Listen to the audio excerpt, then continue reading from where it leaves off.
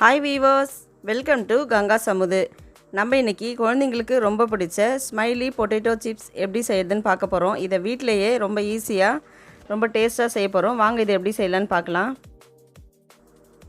நம்ம இப்போது 4 உருளைக்கிழங்கு எடுத்து கழுவி சுத்தம் பண்ணி ஒரு பாத்திரத்தில் வச்சு லைட்டாக உப்பு சேர்த்து மூடி வச்சிடலாம். இது வேகட்டும்.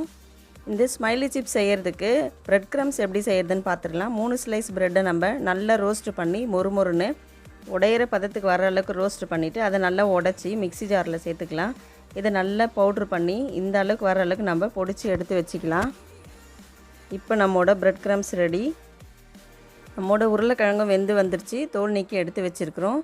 இப்போ நம்ம இதை கையாலேயே எல்லா உருளைக்கிழங்கும் நல்லா மசிச்சு விட்டுடலாம்.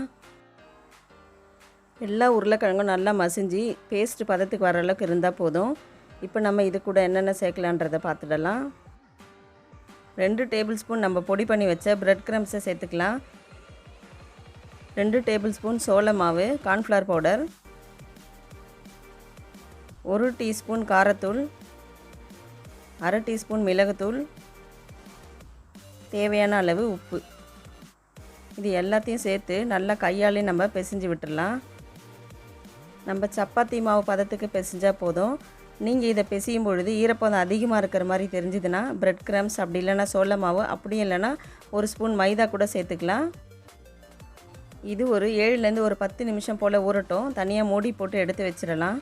7 நிமிஷத்துக்கு அப்புறம் இது மேலே நல்லா 1 டேபிள் ஸ்பூன் அளவுக்கு எண்ணெய் சேர்த்து எண்ணெய் எல்லா இடத்துலையும் பரவலாக படுற அளவுக்கு லைட்டாக பிசைஞ்சு விட்டுடலாம். நம்ம எடுத்த மாவை 2ஆக பிரித்து எடுத்து வச்சிடலாம். நம்ம பூரி உருட்டுற கட்டை மேலே லைட்டாக எண்ணெய் தடவிட்டு நம்ம கையாலேயே பரத்தி விடுறதுனாலும் விடலாம். அப்படி இல்லைன்னா நம்ம கட்டையை வச்சு மெல்லிசாக அழகாக உருட்டி எடுத்துடலாம்.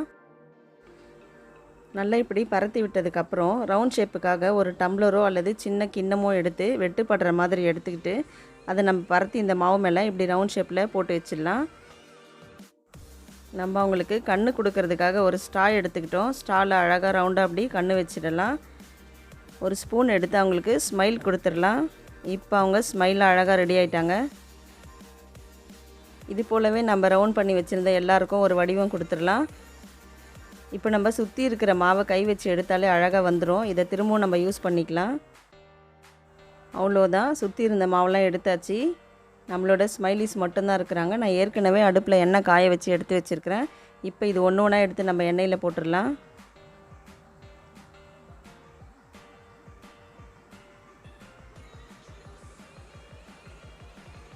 இப்படி ஒன்று ஒன்றா போட்டதுக்கப்புறமா அடுப்பை சிம்மில் வச்சு சீராக வேக வச்சுக்கலாம். 2 பக்கமும் நல்லா பொறுமையாக திருப்பி விட்டு நல்லா செவக்கிற அளவுக்கு பொரித்து எடுத்துடலாம்.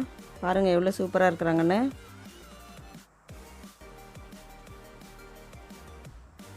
இன்னும் கொஞ்சம் செவக்கட்டும். அவ்வளோதான், நம்மளோட ஸ்மைலி பேபி சூப்பராக ரெடி ஆகிட்டாங்க. பசங்க எல்லாருக்கும் ரொம்ப பிடிச்ச ஸ்மைலி பொட்டேட்டோ சிப்ஸ் ரெடி. நம்ம இதை சாஸ் கூட சர்வ் பண்ணலாம். உங்களுக்கு இந்த வீடியோ பிடிச்சிருந்ததுன்னா லைக் பண்ணுங்கள், கமெண்ட் பண்ணுங்கள், ஷேர் பண்ணுங்கள். என்னோட இந்த ரெசிபியை நீங்களும் ஃபாலோ பண்ணி வீட்டில் ட்ரை பண்ணி பாருங்கள். டேஸ்ட் எப்படின்னு எனக்கு கமெண்ட் பண்ணுங்கள். சப்ஸ்கிரைப் பண்ணுங்கள், பெல் ஐக்கானையும் கிளிக் பண்ணுங்கள். தேங்க்ஸ் ஃபார் வாட்சிங்.